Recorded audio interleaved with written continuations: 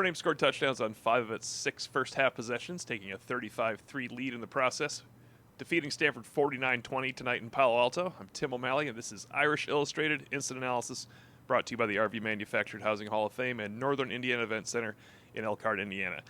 The fourth quarter will probably cause some consternation for Irish fans. In the second half, Stanford did outscore Notre Dame 17-14, but it was 42-6 after 3 quarters, and the Irish held at that time a 480 to 151 yardage advantage. Stanford punched in touchdowns on both of their last 2 possessions. I think it's fair to say the first that made it 42-13 was a legitimate drive with many Notre Dame starters involved. Leonard Moore was actually in the end zone at the time of the touchdown. Notre Dame responded with an Aeneas Williams score, 51 yards out to make it 49-13, but Stanford did not stop, scoring with 4 minutes left to play against many of the Irish reserves to the 49-20 final margin. It was obvious Marcus Freeman wanted one more score. All the reserves were in. Even Aeneas Williams came out. The Irish were stopped short of the goal line, facing a 3rd and 5, going to punch it in one last time with under 20 seconds left, but a bad snap by Kenny Minchie, and the Irish decided to kneel out the clock.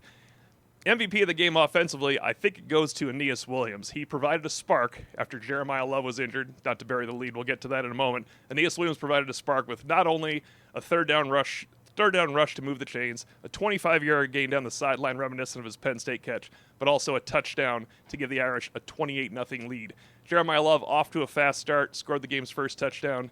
Next drive, takes a shot to the ribs. He did return to the game. He mentioned bruised ribs. He had a rib protector on, and Marcus Freeman said postgame, look, you know your body. If you can go, you can go. They were clearly going to protect him a little bit in the second stanza when he came back in, just a smattering of carries. But he did run to the line a couple times, and at what we first thought was just this is something for the committee to see that Jeremiah Love is okay when you're making your vote. He actually was healthy enough to come in and play. They didn't need him with Aeneas Williams. Over 100 yards combined from scrimmage. Jadarian Price, probably the first half MVP, 2 touchdowns, 1 rushing, and 1 a 3rd and 10, which he caught a pass for a 12-yard touchdown gain. Very little thereafter from Price. He was held to 55 total yards. Stanford's defense obviously intent on stopping the run, but the Irish still managed 180 yards through the ground. Defensively, it was a clinic for 3 quarters. At some point, you're trying to look at the yardage advantage for the Irish. It was 319 to 90 at the break. Stanford got nothing going until the 4th quarter. It should not matter. Notre Dame won by more than 24 points. That's the threshold. Miami beat this same team 42-7. Notre Dame 49-20. It was mostly cosmetic when Stanford would move the ball and scored at the end, but that's the way it works these days. Everybody nitpicking whatever Notre Dame will do because they did start this season 0-2 with a loss to one of their competitors for a college football playoff spot in Miami. Marcus Freeman, he made his case. He has reiterated a few times, this is about team glory. We are one of the best teams in the country. We've won 10 straight games, he said, I believe, by double digits the entire time.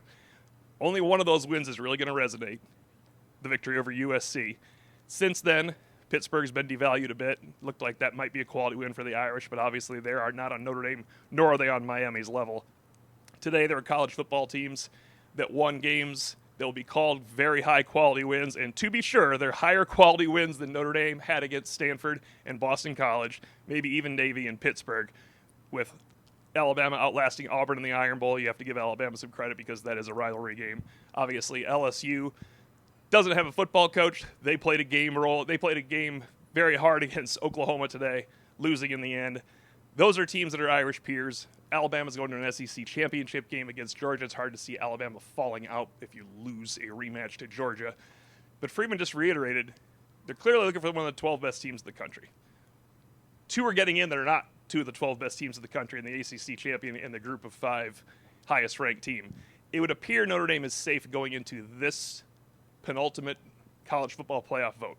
Number 9, probably leaving that before they sit at home and watch conference championship games where you have to feel if the Irish fall to 10, that's fine, and if they fall to 11, that would mean they are out of the college football playoff. Watching this team for 2.5 months, it's pretty clear to me it is a playoff team.